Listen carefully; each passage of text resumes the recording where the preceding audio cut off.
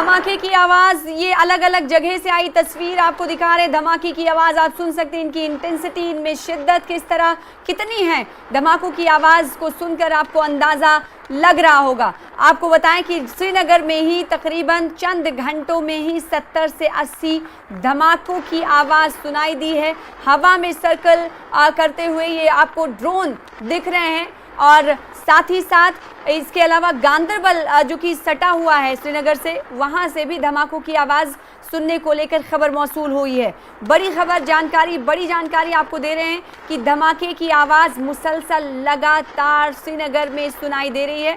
सरोज का रुख कर लेते हैं। सरोज, धमाकों की आवाज़ हमने सुनी, आप तो वहां मौजूद रहकर सुन पा रहे होंगे।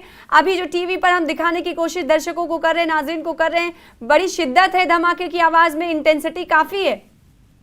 बिल्कुल सना, देखिए अभी जो आवाजें आपने सुनी है, अब आप खुद एहसास रख सकते हैं, कर सकते हैं कि श्रीनगर में इस वक्त जब ये सब धमाके हो रहे हैं तो इंटेंसिटी कितनी होगी यहाँ पे। और जैसे आप अभी दुरुस्त फरमा रहे थे कि सेंट्रल कश्मीर के कई सारे इलाके हैं जिसमें फिर गांदरबल जैसे एरियाज आते हैं, उसके आसपास के एरिया आते हैं जो बिल्कुल सेफ थे। आपको बताते चले, अभी तक पिछले 4 दिन से जो ये हरकतें चल रही थी पार से, इसमें हमने देखा कि या तो बॉर्डर के इलाके हैं, सटे हुए हैं ये, या तो फिर ऐसे कुछ सेंसिटिव एरियाज है। लेकिन जैसे हम सेंट्रल कश्मीर के गांदरबल जैसे इलाके की बात करते हैं, वहां पर जो इस वक्त ये ड्रोन दिखे हैं या जो धमाकों की आवाजें हुई हैं, ये थोड़ा हैरान कर देने वाली इसलिए है क्योंकि गांदरबल एक ऐसा इलाका है जो सेंट्रल कश्मीर में आता है। इसके आसपास अगर हम देखें तो कोई बॉर्डर टच नहीं होता है जी, लेकिन काफी सेंसिटिव जगहें हैं वहां से भी जहां पर आप बात कर सकते हैं। तो ये माना जा सकता है कि पाकिस्तान अपनी नापाक हरकत को अंजाम देते हुए अपना जो इंटेंसिफाई कर रहा है, ड्रोन हमले को जगह तब्दील कर रहा है, सेंट्रल कश्मीर की तरफ भी वो बढ़ता हुआ दिखाई दे रहा है।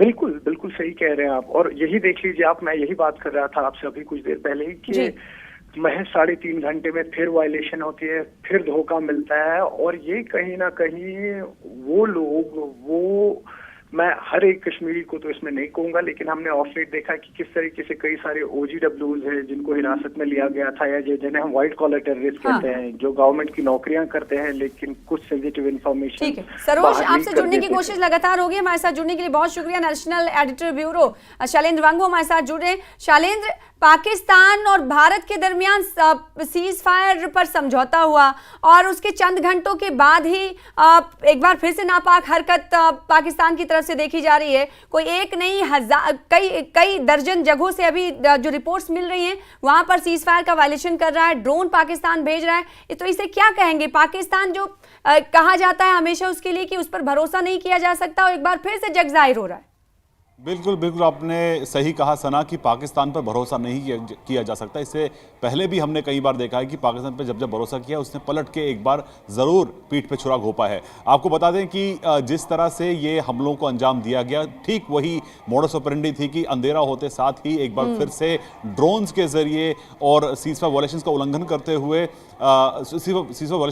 और कहीं ना कहीं जो बॉर्डर एरियाज़ हैं, जो आसपास के जो बॉर्डरिंग एरियाज हैं इंडिया पाकिस्तान बॉर्डर के और LOC पर, उनको निशाना बनाया गया है एक बार फिर से। हमारे सूत्र ये बता रहे हैं कि पाकिस्तान की इस कार्रवाई से ये साफ हो जाता है कि पाकिस्तान ने जो सीज फायर एग्रीमेंट हुआ था उस पर एक सवालिया निशाना खड़ा कर दिया है। यानी सीज फायर एग्रीमेंट जो आज शाम 5 बजे से लागू होना था, उस पर सवालिया निशान खड़ा कर दिया है खुद पाकिस्तान ने। और वही वो जो सवालिया निशान है वो न सिर्फ सीज फायर एग्रीमेंट को लेके हुआ है, बल्कि US ने यह दावा किया था कि US ने इस एग्रीमेंट में एक रोल निभाया है। तो ये US के उस सो कॉल्ड ब्रोकर्ड एग्रीमेंट पर भी सवालिया निशान है कि जिस तरह से आपसे कुछ देर पहले पाकिस्तान के प्रधानमंत्री ने ट्वीट करके अमेरिकी राष्ट्रपति डोनाल्ड ट्रंप का धन्यवाद किया है, लेकिन वहीं साथ ही साथ एक तरफ जहां वो धन्यवाद